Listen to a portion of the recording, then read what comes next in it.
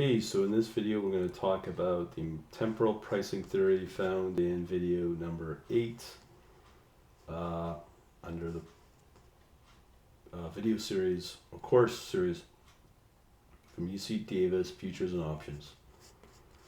Okay, so what are we referring to here? Alright, so here my code light. What we're going to do simply is, here's the video 8, all source codes available for my quant elite members. Alright, so what I'm going to do, I'm going to set up a debugger. This is code light, my IDE, done in C++. So the first thing we're going to do is look at the risk premium. That can be easily calculated by taking a look at right here, risk premium of expected future price minus the speculative price. So when we run that, again, watch all these videos. It's kind of important, I would think. So obviously we get a risk premium here of 10 cents. And basically, now we're going to try to figure out our expected future price. Now this is using what they call theory of price of storage.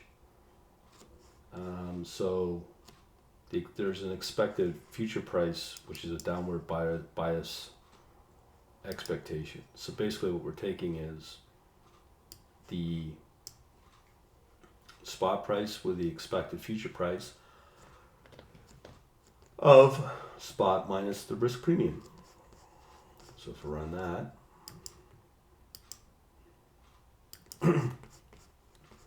we shall get a risk premium or future expected price of 240.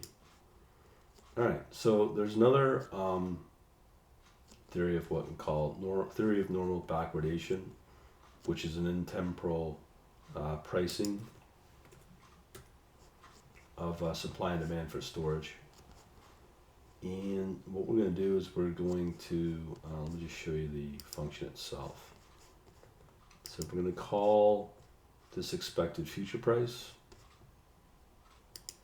and what we pass into it is the ST,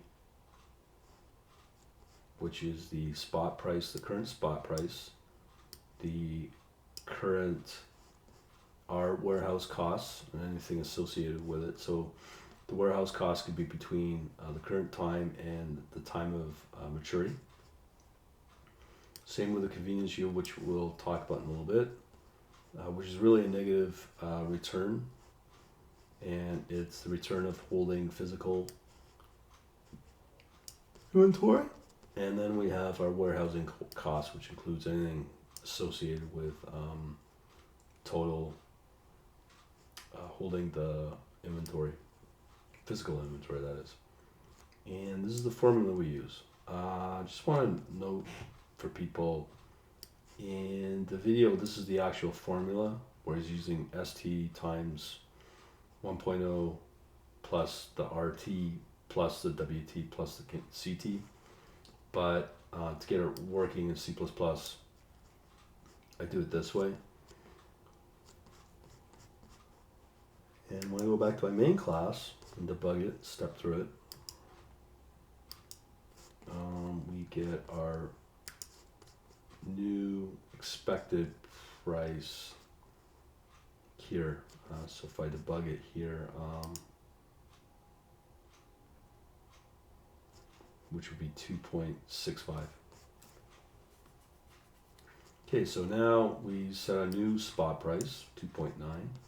Now, if our future price is greater than our expected future, when I have these times is the time in the video, but once we have this condition hold, the current future is greater than the expected futures, then we have an arbitrage opportunity. And that basically means you buy on the spot, sell on the future. Okay? And with that in mind, what we're going to do is we can get basically a riskless return of a profit of spot minus the expected future minus the R, which is, I believe, our warehouse costs, and minus our RRR is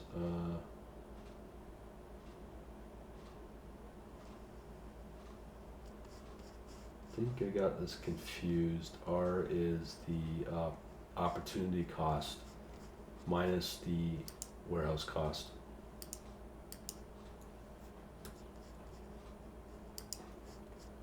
Yeah, so that's how it works again. The profit is the spot minus the expected futures minus the warehouse minus the opportunity cost. Yeah. Okay, so I believe we can, let me just save all files and go to the next. So we're going to set up our arbitrage because we know our expected future, or sorry, our current future is greater than our expected future. So it's 3.2 is greater than 2.65. So we should get an opportunity here, an arbitrage, which we do. Let's see what it involves. Okay, and here. So as it says here, we have an arbitrage opportunity exists at the future price of 265 versus the expected future price of 320. So we buy at 290 and sell the future. And then of course we have a riskless return of 10 cents. Again, watch the video for further breakdown on the cost. Now something else here is the convenience yield. So basically how we get convenience yield is if the future price is less than the spot plus the opportunity cost plus the warehouse cost. All right, so in this case I don't think we get convenience yield, but another example is to calculate it is we have a future price of $3, spot at 290, convenience yield, which is this calculation. We've got a function as well, but this is the function, the actual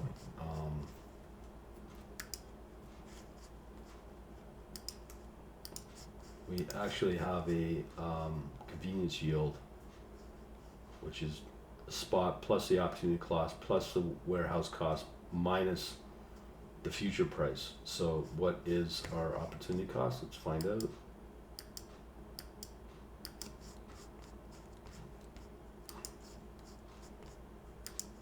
So our convenience yield in this case is 5 cents. Now, just so everybody knows about this relationship, there's a lot of, not a lot of math theory, but just there's some math proof theories that have been thrown around at this time at 4217. He's basically calculating the consumption relationship. So if I go into it, basically what the formula states is that we have our ST previous, which is the incoming stocks with the production plus the number of outgoing stocks carried out of period T. Now remember, T is the current time. So with that in mind, here's what we're setting. Everything in that is at 100. So if I run it, what would our consumption be? So our consumption is 100 units, let's say. So here we are now lowering our very last parameter, our outgoing stocks. So because of that, consumption will go up.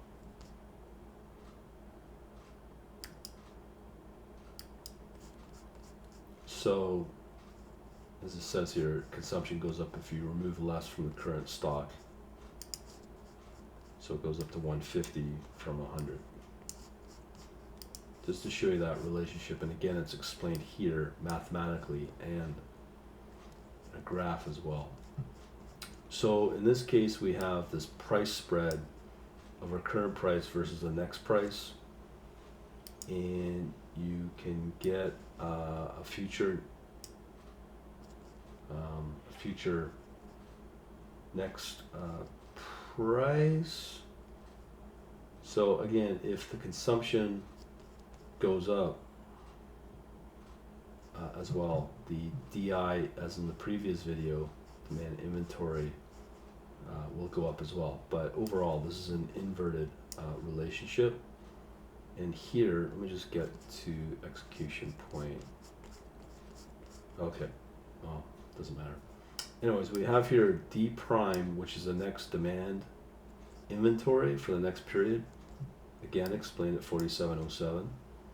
We have our next production level. Now again, that production is used in this consumption function, as explained here in this argument. So we have x2 being 110. So basically, if the next production goes up, our demand will go up as well. So that increases as well by whatever the magnitude is. Now, if our production goes down, we can expect the next demand to go down as well, okay?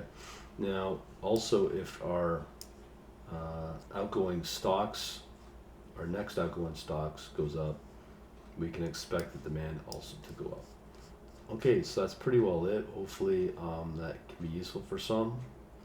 And I'll again provide all this code for my Quant Elite members.